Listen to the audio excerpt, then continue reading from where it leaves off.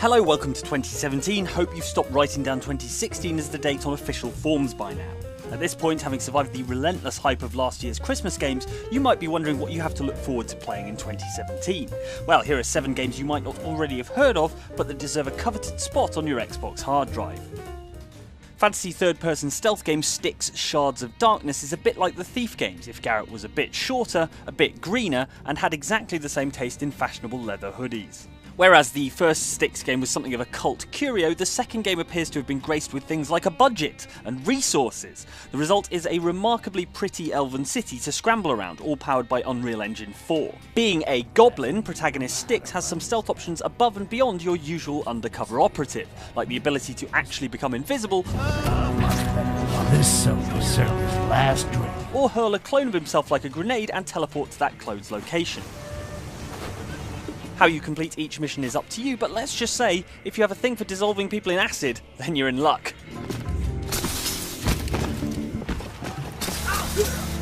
Smoking's bad for you, boys. Real bad. Nice to know even the fantasy world of Korengar has helpful anti-smoking PSAs. Look out for your fellow workers. They look out for you.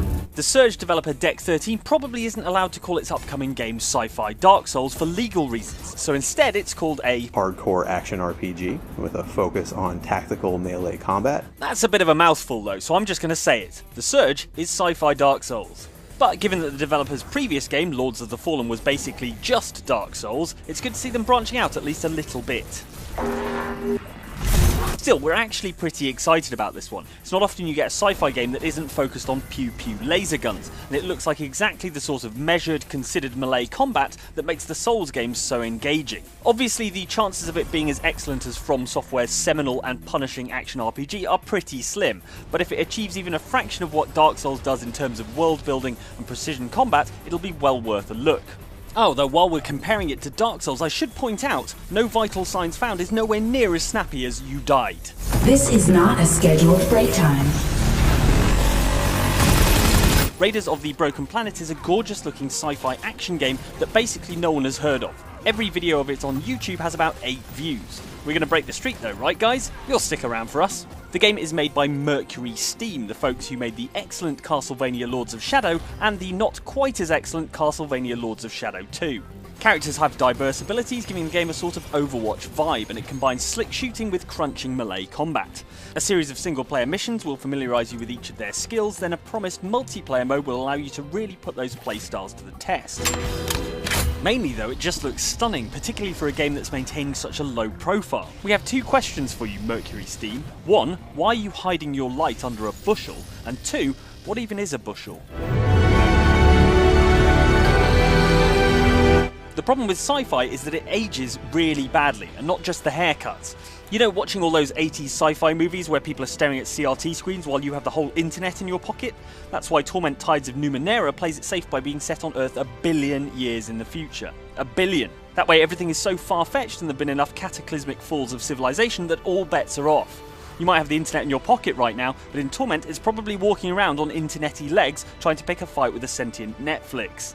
Torment Tides of Numenera is pitched as a spiritual sequel to Planescape Torment, a brilliantly written and beautifully dark 1999 RPG that had PC players in raptures.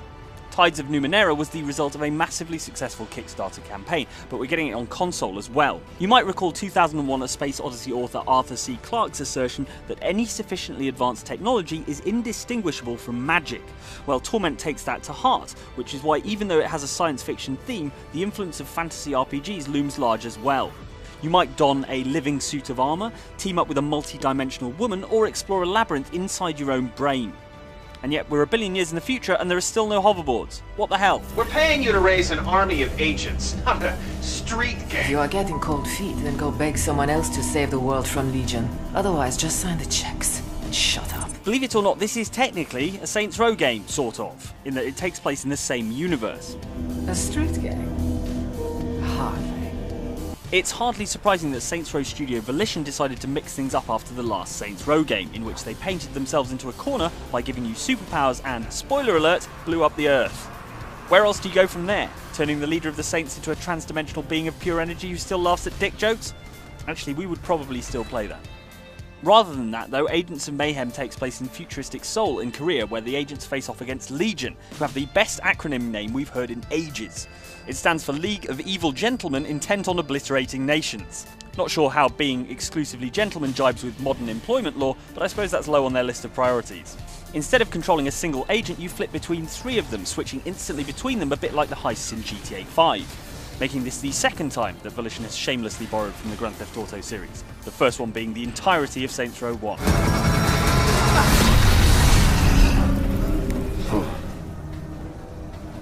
When Get Even was first shown off in a concept trailer 3 years ago, that concept basically appeared to be extremely realistic looking derelict buildings. With its 2017 release date getting closer, there's fortunately a little bit more to the game now. It's a sort of cross between a first-person shooter, a supernatural mystery and survival horror, and it still enjoys those atmospheric graphics and sense of real-world grime that first piqued our interest 4 years ago. We played Get Even briefly at Gamescom last year, and there's a real creepy urban exploration vibe to it as you pick through a decaying asylum, searching for clues and either evading or gunning down Special Forces soldiers. Shame it's got the least memorable title in the history of gaming. Forget Even, more like. It's due in spring, so fingers crossed it comes out before the name slides clean off your cerebral cortex. Cool.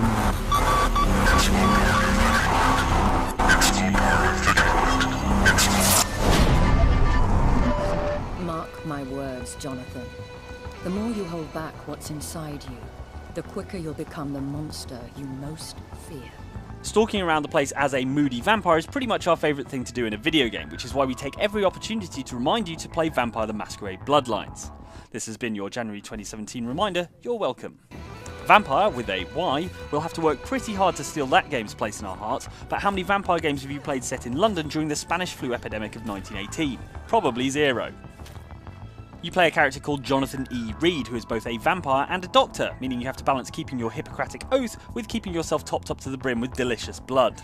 The reason to be excited about Vampire is it's built by Don't Nod, who made the visually spectacular Remember Me, remember that, and cult hit Life is Strange, so we're expecting gorgeous graphics and awkward teenage slang. No wait, I mean interesting conversation options. That thing.